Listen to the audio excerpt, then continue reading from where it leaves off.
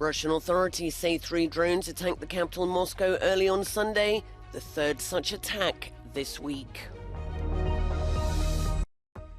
Warsaw warns of a threat from Russian mercenaries after Wagner fighters based in Belarus approach the Polish border. The African Union warns it will impose extreme sanctions on Niger if rebels do not step down following last week's military coup. Bad news for Germany as the International Monetary Fund says it's the only major world economy set to shrink this year.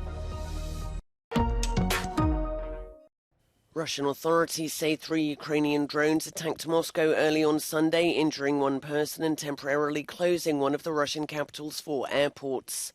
1 drone was shot down by air defense systems, according to the Russian Defense Ministry, while 2 others were jammed and crashed into the Moscow city business district.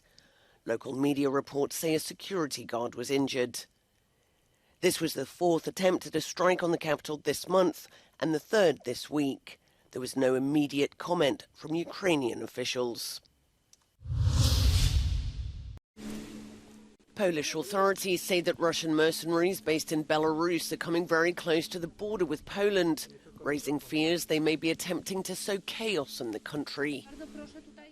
Hundreds of soldiers from the Wagner group fled to Belarus from Russia after a failed coup last month.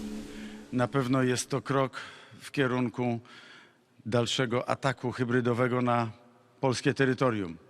Będą pewnie przebrani za białoruską Straż Graniczną i będą pomagali nielegalnym imigrantom przedostać się na terytorium Polski, zdestabilizować Polskę. Belarusian state television recently showed Wagner fighters sharing their combat experience with Belarusian troops. But there are also serious concerns about hundreds of armed men, many of whom are former convicts, roaming the country.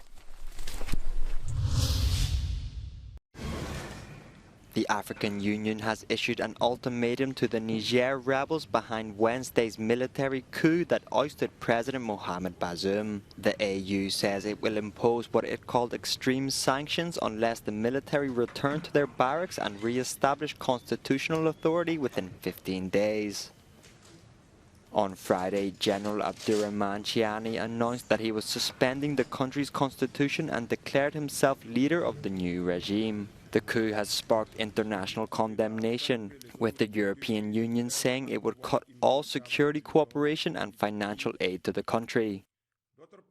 On the streets of the capital Niamey, life appears to be returning to normal, though many in the international community were still on lockdown. The West African regional group ECOWAS has scheduled an emergency summit in Nigeria due to take place on Sunday.